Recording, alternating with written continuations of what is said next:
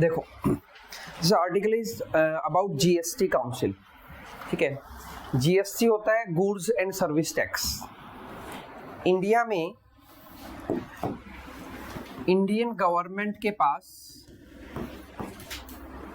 या वर्ल्ड में किसी भी गवर्नमेंट के पास जो रिवेन्यू का एक सोर्स होता है वो टैक्स होता है। कि कोई भी गवर्नमेंट टैक्स लगाती है अलग अलग चीज़ों पे, ठीक है, और उससे वो रिवेन्यू कलेक्ट करती है। कोई भी सोशलिस्ट गवर्नमेंट होती है, because India is a socialist country, ठीक है, वहाँ पे क्या होता है कि जो टैक्स रेट होती है वो या टैक्स का जो सिस्टम होता है वो ऐसा होता है कि जो ज़्यादा अर्न कर रहे हैं उन पे ज़्यादा टैक्स लगेगा और उनसे पैसा लेके डिस्ट्रीब्यूट किया जाता है पुअर्स के को स्कीम की फॉर्म में। ठीक है, तो इसी को बोलते हैं पब्लिक वेलफेयर, कि government is working for public welfare. तो गवर्नमेंट को कोई भी अमाउंट स्पेंड करना है या गवर्नमेंट का कोई अर्निंग सोर्स है तो बिगेस्ट अर्निंग सोर्स किसी भी गवर्नमेंट का होता है टैक्स। तो इंडिया में भी टैक्स कलेक्ट करती है इंडियन गवर्नमेंट, और ये हमारे आर्टिकल नंबर 265 में लिखा हुआ है that there would be no authority that can collect tax without the authority of law। Authority of law का मतलब है कि पार्लियामेंट जो लॉ बनाएगा उस अथॉरिटी के बिना इंडिया में कोई टैक्स कलेक्ट नहीं कर सकता। ठीक है, ये चीज हमारे आर्टिकल नंबर 265 में लिखी है। क्लियर? आर्टिकल नंबर 266 में लिखा है that there would be consolidated fund of India।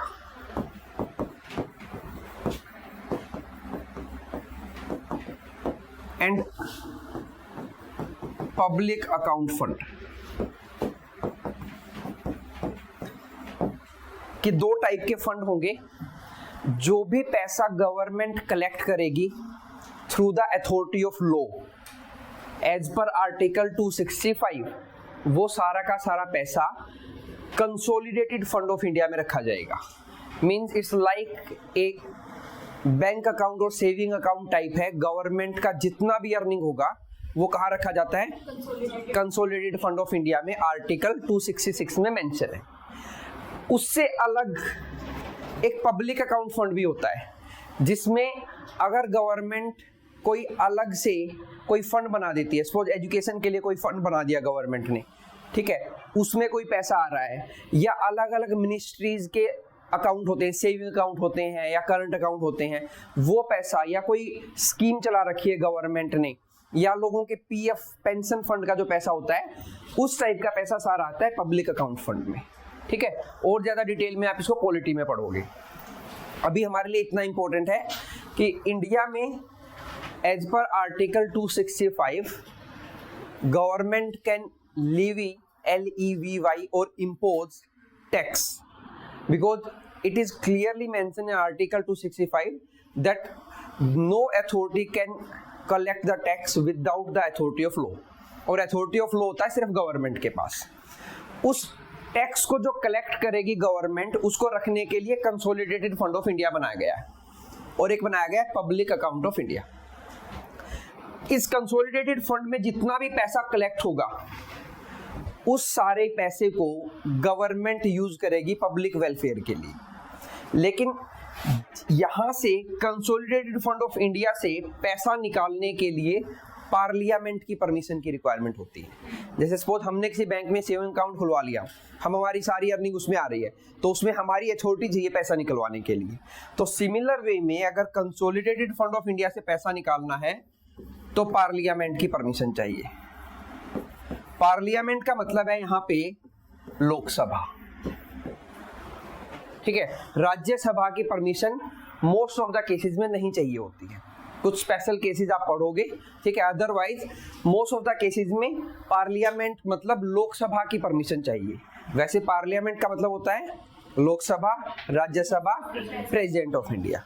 तो यहाँ पे मोस्ट ऑफ द केसेस में राज्यसभा की परमिशन नहीं चाहिए होती है।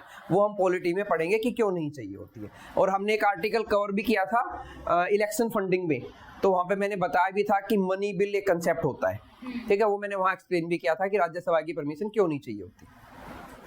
फिर कभी किसी आर्टिकल में आएगा तो हम फिर कवर करेंगे।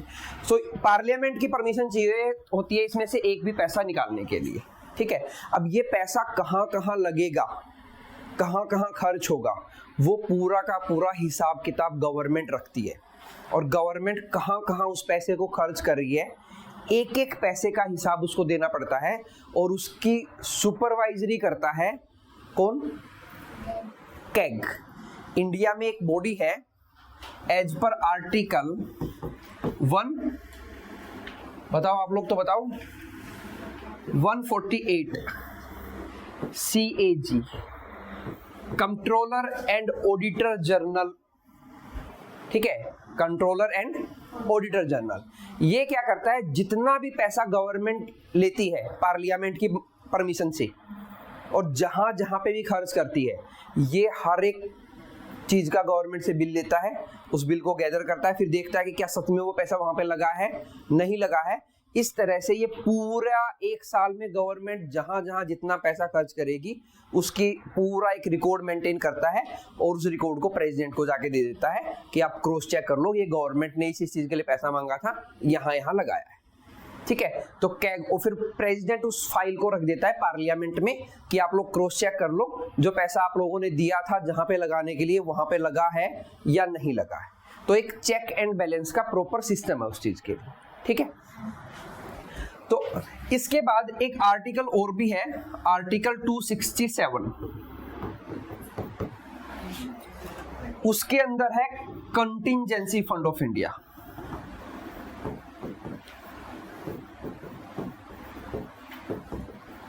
कंटिंजेंसी वर्ड का मतलब है इमरजेंसी, क्योंकि CF दोनों वैसे तो CFI ही हैं, लेकिन CFI वर्ड यूज किया जाता है कंसोलिडेटेड फंड ऑफ इंडिया के लिए। अगर कंसोलिडेटेड फंड ऑफ इंडिया से पैसा निकालना है, किसकी परमिशन चाहिए? पार्लियामेंट की। लेकिन बहुत बार पार्लियामेंट सेशन में नहीं होती है, ठीक है। तो उस केस में अगर इमरजेंसी में पैसा निकालने की रिक्वायरमेंट पड़ जाए तो उसके लिए कंटिंजेंसी फंड ऑफ इंडिया बनाया गया है। कौन से आर्टिकल में? आर्टिकल 267। यहां से पैसा निकालने के लिए सिर्फ प्रेसिडेंट की परमिशन की रिक्वायरमेंट होती है, ठीक है। प्रेसिडेंट परमिशन दे देगा तो यहां से पैसा निकाल लिया जाता है। ये जो कंटिंजेंसी फंड ऑफ इंडिया है, इसकी लिमिट है 500 करोड़। इसमें 500 करोड़ रुपया ही होता है बस। जो इमरजेंसी आ जाए तो गवर्नमेंट उसको यूज कर सकती है, ठीक है। इस किसकी परमिशन से? प्रेसिडेंट की परमिशन से। लेकिन प्रेसिडेंट परमिशन किसको देगा कि भी पैसा दे दो गवर्नमेंट को? वो देता है फाइनेंस सेक्रेटरी को। इंडिया में इंडिया का जो फाइनेंस सेक्रेटरी होता है, मतलब फाइनेंस डिपार्टमेंट में जो हेड होता है, कोई एक IAS ऑफिसर मिलेगा नॉर्मली, ठीक है, वो उसके ऊपर डायरेक्टली होता है फाइनेंस मिनिस्टर। फाइनेंस मिनिस्टर के नीचे होता है फाइनेंस सेक्रेटरी, ठीक है। एजुकेशन मिनिस्टर के नीचे होता है एजुकेशन सेक्रेटरी। होम मिनिस्टर के अंडर होता है होम सेक्रेटरी। तो अलग अलग सेक्रेटरी होते हैं, और ये सब सेक्रेटरी IAS ऑफिसर होते हैं। और ये होते हैं सब किसके नीचे? कैबिनेट। कैब का मतलब है कैबिनेट, सेक का मतलब secretary. Cabinet secretary highest post है किसी भी सिविल सर्वेंट के लिए इंडिया में। उसके नीचे ये सारे के सारे अलग अलग सेक्रेटरी होते हैं। तो फाइनेंस सेक्रेटरी के पास में होल्ड में होता है ये पैसा। प्रेसिडेंट अगर अलाउ करेगा फाइनेंस सेक्रेटरी को तो वो ये 500 करोड़ रुपए गवर्नमेंट को खर्च करने के लिए दे सकता है, ठीक है। लेकिन जैसे ही पार्लियामेंट का सेशन लगेगा, जितना पैसा इसमें से खर्च हुआ है उस पे वोटिंग होगी फिर से पार्लियामेंट में कि ये इतना पैसा गवर्नमेंट ने खर्च कर दिया है। हालांकि वो ऑलरेडी खर्च कर चुके हैं, लेकिन फिर भी वोटिंग होती है। क्यों? इसको रिफिल करना होता है, दोबारा 500 करोड़ बनाना होता है, ठीक है। तो पार्लियामेंट उसको दोबारा से रिफिल कर देती है, ठीक है। और उसको चेक करने का काम किसका है? कैग का। क्लियर? तो ये जो टैक्स होता है इंडिया में, जो गवर्नमेंट कलेक्ट करती है, ये जनरली दो टाइप का होता है, डायरेक्ट टैक्स और इनडायरेक्ट टैक्स। डायरेक्ट टैक्स का मतलब है onus of paying for on individual. Owners का मतलब है रिस्पॉन्सिबिलिटी, कि जिस पर्सन, अगर किसी डायरेक्ट किसी पर्सन पे वो रिस्पॉन्सिबिलिटी फॉल हो रही है कि आपको पे करना है, तो होगा डायरेक्ट टैक्स। जैसे इनकम टैक्स, जो कमा रहा है, जो अर्निंग है, उसकी रिस्पॉन्सिबिलिटी है फिल करना, गवर्नमेंट की रिस्पॉन्सिबिलिटी नहीं कि उसे मांगेगी, उसको खुद फिल करना पड़ेगा। तो डायरेक्ट टैक्स के कुछ एग्जांपल हैं, income tax, corporation tax. Corporation मतलब जो इंडस्ट्री होती है इंडिया में, किसी भी कॉरपोरेट या इंडस्ट्री को भी एक पर्सन माना जाता है, तो ये कंपनीज का इनकम टैक्स होता है, कॉरपोरेट टैक्स। या फिर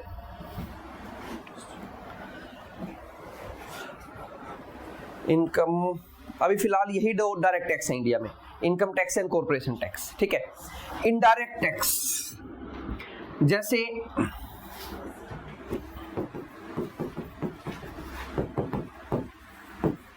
आप मूवी देखने गए, टिकट पे एक एंटरटेनमेंट टैक्स होता है, कभी ध्यान से देखना, ठीक है, लेकिन वो आपको पे नहीं करना होता, आप तो वहां पे टिकट विंडो पे कराओगे, ठीक है। VAT, value added tax,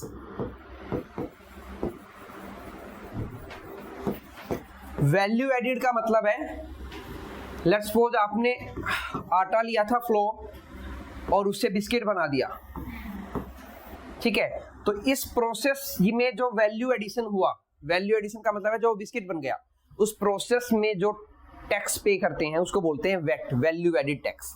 suppose ये 10 रुपए की चीज थी और अब ये 40 रुपए की चीज हो गई, तो इस 30 रुपए में बीच में गवर्नमेंट टैक्स लेगी, ठीक है, वो अलग अलग स्टेप पे होता है गवर्नमेंट का टैक्स, उसको बोलते हैं वैल्यू एडिड टैक्स। या फिर आपने ये आटे से बिस्किट बनाया, तो मैन्युफैक्चरिंग टैक्स लेती है गवर्नमेंट, उसको बोलते हैं एक्साइज ड्यूटी या एक्साइज टैक्स, ठीक है।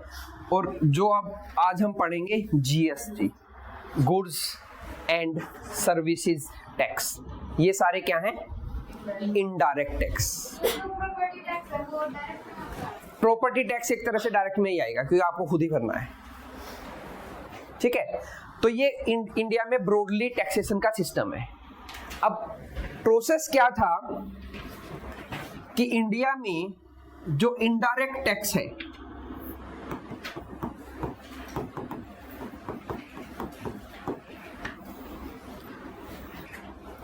उसको कलेक्ट करने की रिस्पॉन्सिबिलिटी या उसको लेवी करने, लेवी मतलब इम्पोज करने की रिस्पॉन्सिबिलिटी दो गवर्नमेंट के पास होती है, एक सेंट्रल गवर्नमेंट और एक स्टेट गवर्नमेंट। अब किसी भी चीज पे टैक्स लगाना है तो सेंट्रल गवर्नमेंट भी लगा सकती है, स्टेट गवर्नमेंट भी लगा सकती है।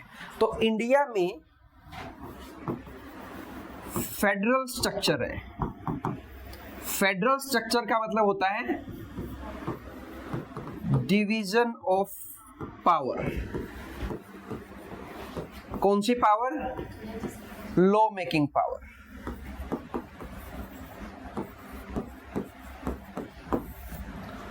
ठीक है, तो स्टेट भी टैक्स लगा सकते हैं और सेंटर भी टैक्स लगा सकता है।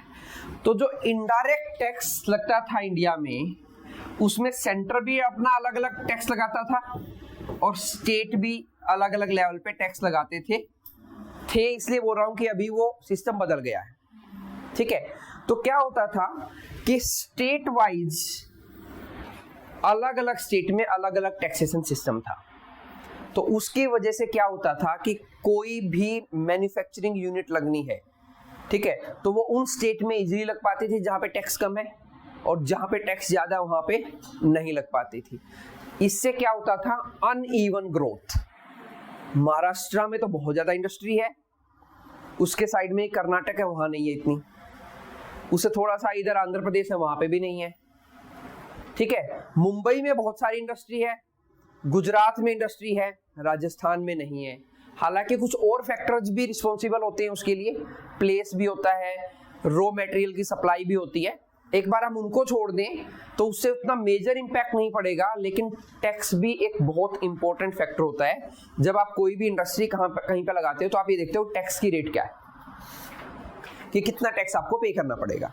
अगर वही इंडस्ट्री आपको दूसरे स्टेट में लगानी पड़े और कम टैक्स पे करना पड़े तो आपको सोचोगे कि मैं दूसरे स्टेट में लगा लेता हूँ, क्योंकि टैक्स का 5 या 7% का डिफरेंस या 2% का डिफरेंस भी एक बहुत बड़ा अमाउंट हो जाता है जब वो चीज करोड़ों में जाती है, तो हजारों करोड़ों में जाती है। ठीक है, तो एक तो अनइवन टैक्सेशन सिस्टम था इससे क्या हो रहा था, इंडिया में अनइवन ग्रोथ हो रही थी।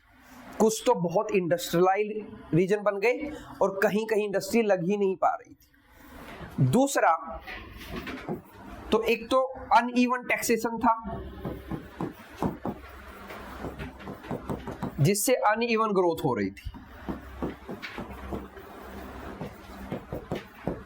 दूसरा, टैक्स में कैस्केडिंग इफेक्ट था। कैस्केडिंग का मतलब होता है टैक्स ऑन टैक्स।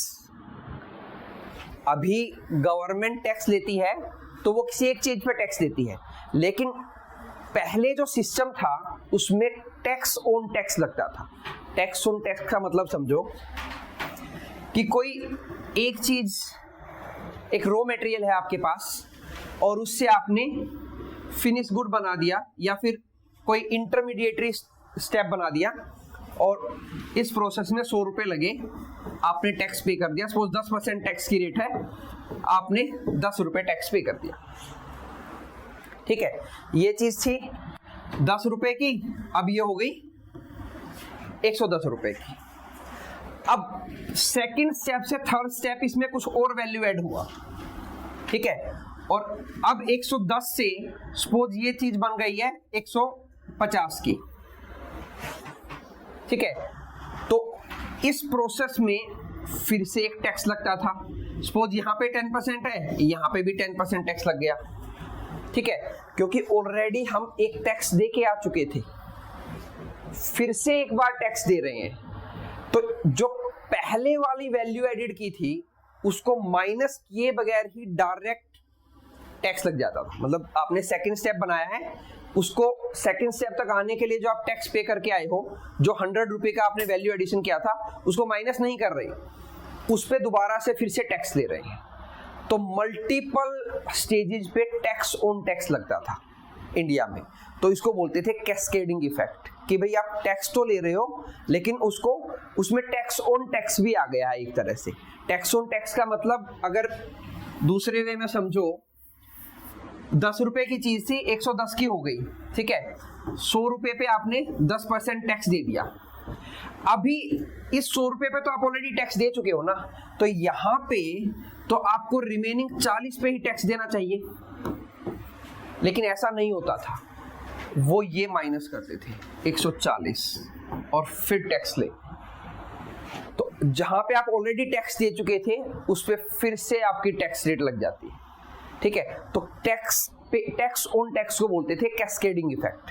तो उस सिस्टम को खत्म करना था, कैस्केडिंग इफेक्ट को, तो उसके लिए भी जीएसटी लेके आया गया। ठीक है, तो टैक्स ऑन टैक्स को खत्म करना था कि एक बार आपने टैक्स दे दिया किसी चीज के लिए तो दोबारा आप टैक्स नहीं दोगे। ठीक है, तीसरा, बहुत सारे इन्वेस्टमेंट या फॉरेन इन्वेस्टमेंट जो इंडिया में आनी होती थी अलग अलग स्टेट्स के लिए, ठीक है, वो स्क्यूड हो जाती थी। स्क्यूड का मतलब वही है कि अनइवनली डिस्ट्रीब्यूट हो जाती थी। कुछ जगह पे बहुत ज्यादा आती थी जहां पे टैक्स की रेट कम होती थी, और कुछ जगह पे जहां पे टैक्स की रेट ज्यादा होती थी वहां पे कम आती थी। अब आप कहोगे टैक्स की रेट ज्यादा क्यों होती थी? क्योंकि टैक्स गवर्नमेंट के रिवेन्यू कलेक्शन का एकमात्र सोर्स है। अगर गवर्नमेंट के पास और कहीं से अर्निंग नहीं हो रही है तो उस पर्टिकुलर स्टेट की गवर्नमेंट सोचती थी कि हम टैक्स को बढ़ा दें ताकि हम लोगों का रिवेन्यू ज्यादा आए। उन लोगों के पास और कोई ऑप्शन नहीं होता था।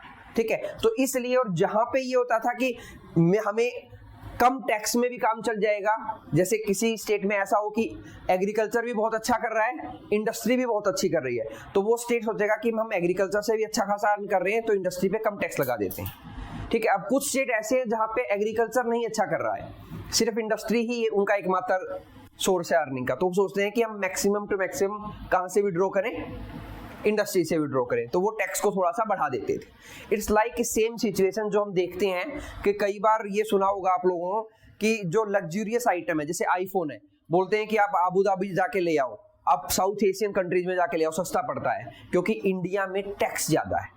और जब वो इंडिया में एंट्री करेगा तो उस टाइम पे जो कस्टम ड्यूटी है वो बहुत ज्यादा है इंडिया में, ठीक है, उसके अपने रीजन है। तो ऐसे ही हर एक स्टेट में टैक्स का लेवल अलग अलग था, जिसकी वजह से इंडिया में स्क्यूड डेवलपमेंट हो रहा था। तो उसके लिए फिर एक आइडिया दिया गया कि वन नेशन वन टैक्स,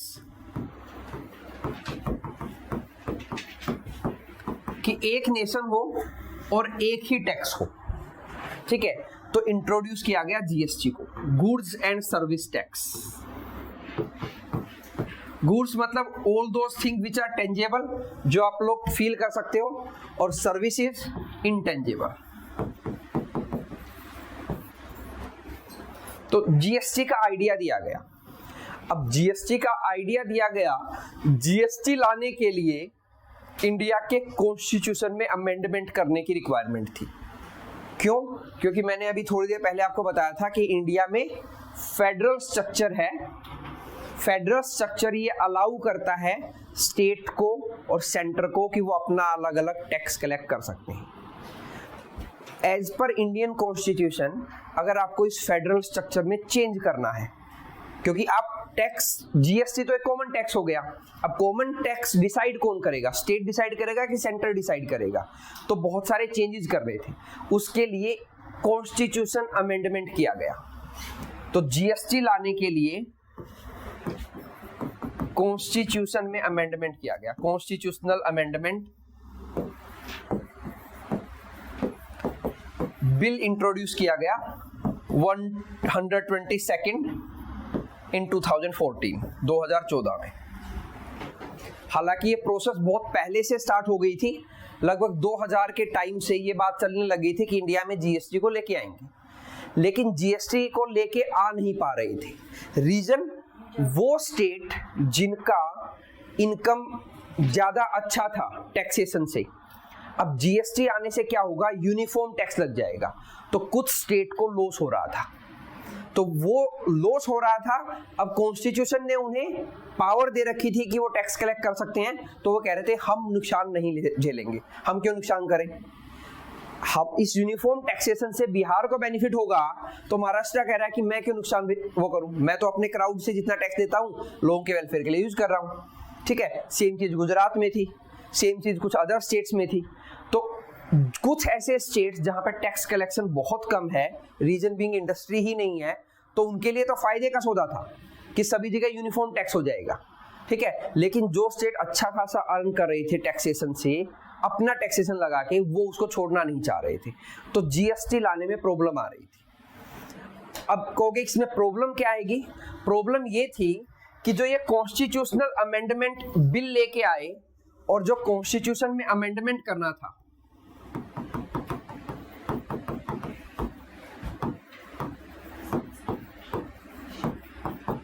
तो इंडिया में आर्टिकल 368 में लिखा हुआ है कि इंडियन कॉन्स्टिट्यूशन में आप अमेंडमेंट कर सकते हो, चेंज कर सकते हो, लेकिन वो चेंज मेजरली दो तरह से होता है। या तो सिंपल मेजॉरिटी से होगा। सिंपल मेजॉरिटी का मतलब है कि पार्लियामेंट में लोकसभा और राज्यसभा में एक बिल को इंट्रोड्यूस किया जाएगा।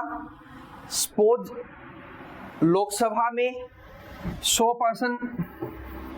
100 एमपी बैठे हैं, तो 50% + 1 मतलब 51 लोग उसके फेवर में वोट कर देंगे, पास हो गया, सिंपल मेजॉरिटी। सेम राज्यसभा में दोनों से पास होके प्रेसिडेंट के पास जाएगा, प्रेसिडेंट साइन कर देगा और वो एक्ट बन जाएगा, तो ये सिंपल मेजॉरिटी है। सिंपल मेजॉरिटी से कॉन्स्टिट्यूशन में अमेंडमेंट किया जा सकता है। लेकिन अगर बात फेडरल स्ट्रक्चर में चेंज करने की है, फेडरल स्ट्रक्चर में चेंज करने का मतलब है पावर के डिस्ट्रीब्यूशन में चेंज करना, तो उस केस में स्पेशल मेजॉरिटी चाहिए होती है।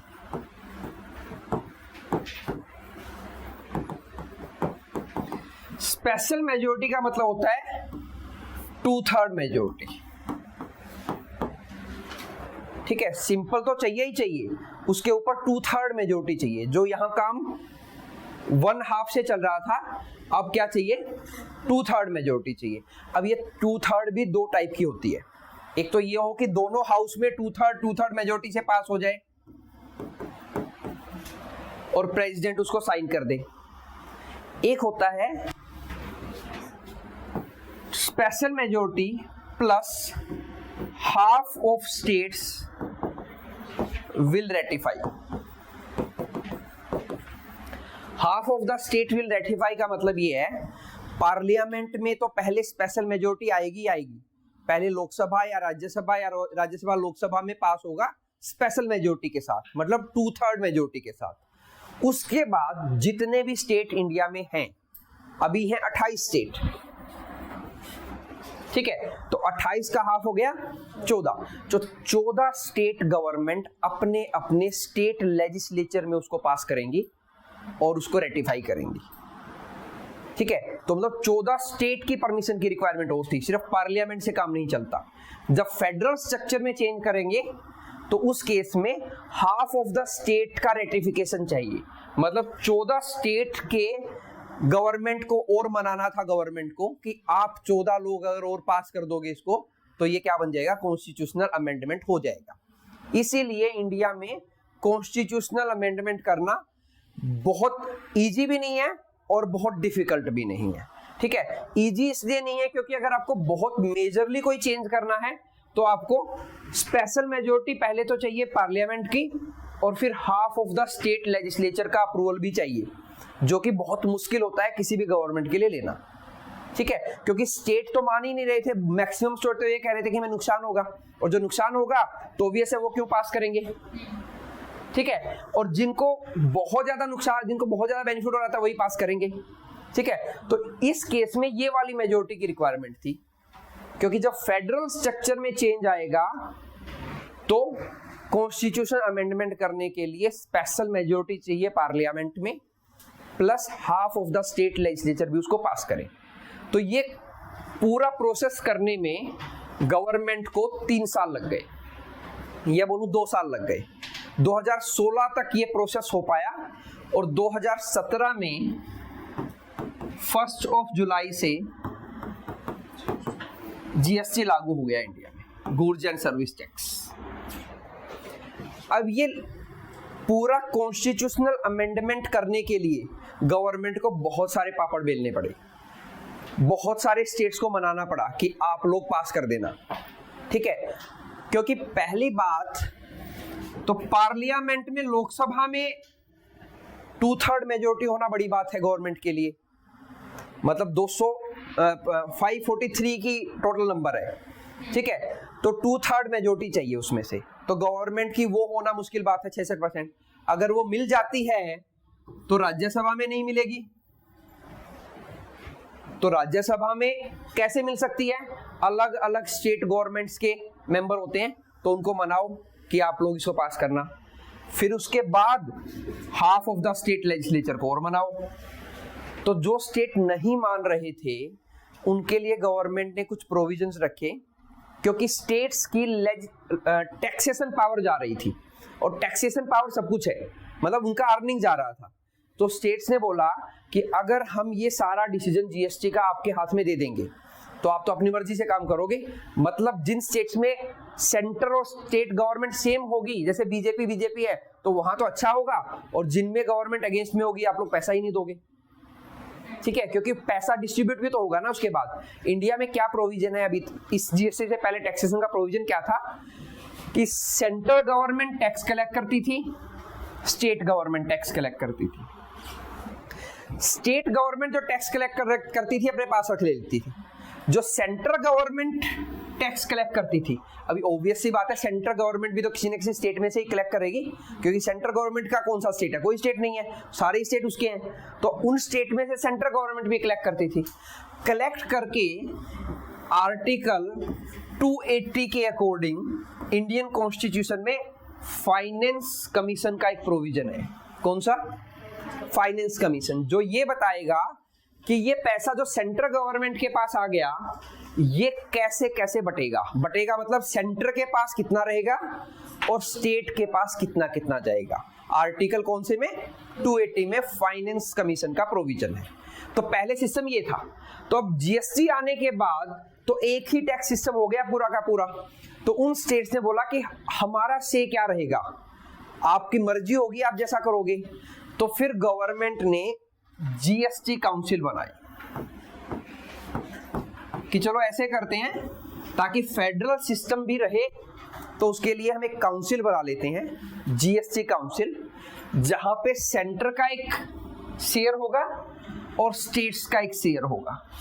सेंटर का शेयर होता है 1/3, शेयर का मतलब होता है वोटिंग शेयर, ठीक है, और स्टेट्स का वोटिंग शेयर है 2/3, कि 2/3 वोट स्टेट के पास होंगे, 1/3 वोट किसके पास होंगे, सेंटर के पास।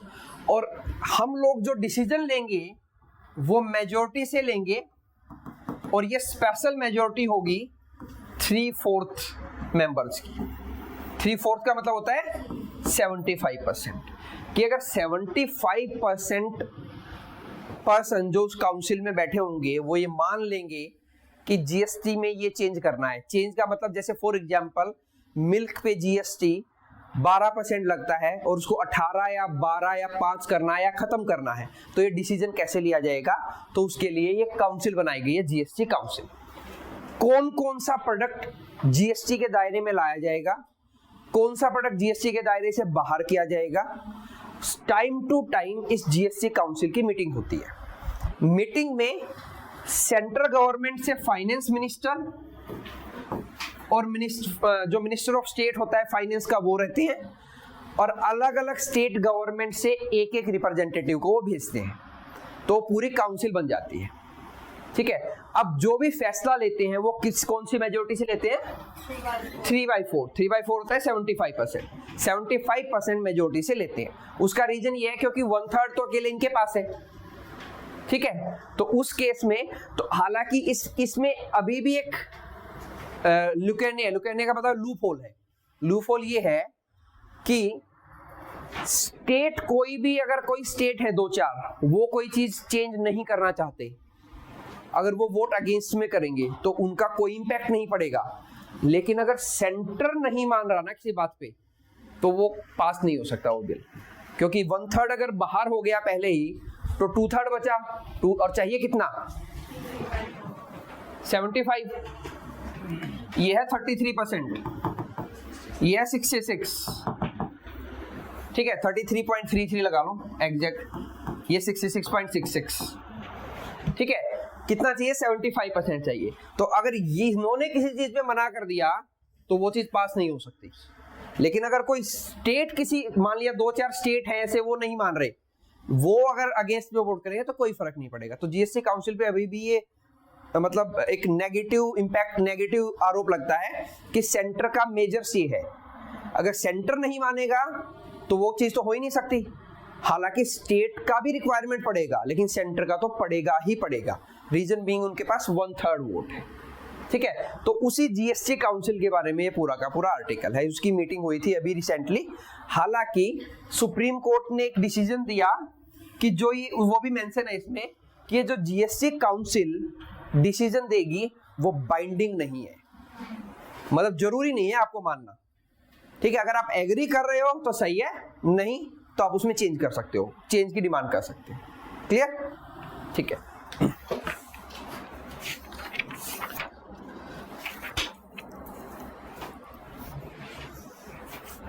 कौन पढ़ेगा, पढ़ो। Mentioned under Article 279A subclause 1 of the Indian Constitution, the GST Council is responsible for making recommendations to the Union and the states on important GST related issues. ठीक है, तो आर्टिकल इंपॉर्टेंट है। Article 279A में mention है GST council के बारे में, ठीक है। तो यूपीएससी डायरेक्ट पूछ सकता है कि कहाँ मेंशन है, तो 79A में मेंशन है।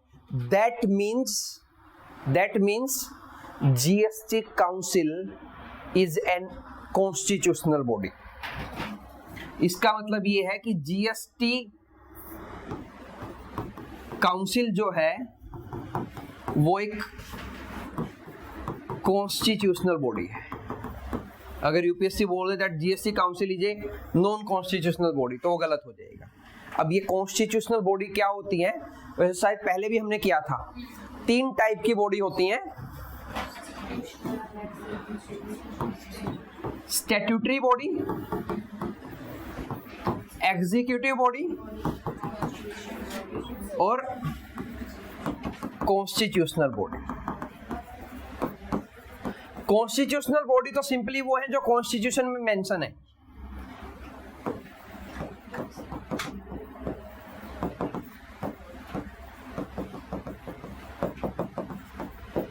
एग्जीक्यूटिव बॉडी वो होती हैं जिनको एग्जीक्यूटिव बनाते हैं। एग्जीक्यूटिव का मतलब है पॉलिटिकल एग्जीक्यूटिव।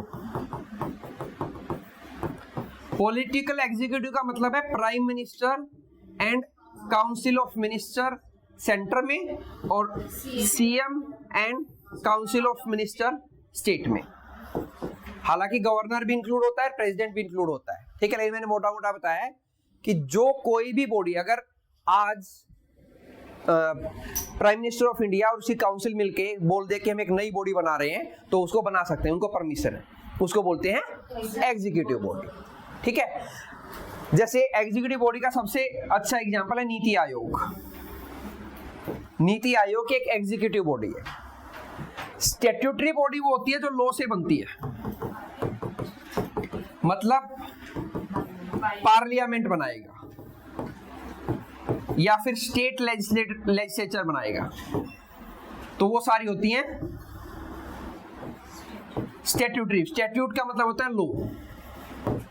तो statutory body act of parliament या स्टेट लेजिस्लेचर के एक्ट से बनेगी। एग्जीक्यूटिव बॉडी वो होंगी जो डायरेक्ट पॉलिटिकल एग्जीक्यूटिव जिनको बनाएंगे, और कॉन्स्टिट्यूशनल बॉडी वो होंगी जो कॉन्स्टिट्यूशन में मेंशन है। तो हमारे लिए अभी जीएसटी काउंसिल कौन सी बॉडी है? कॉन्स्टिट्यूशनल बॉडी है, ठीक है।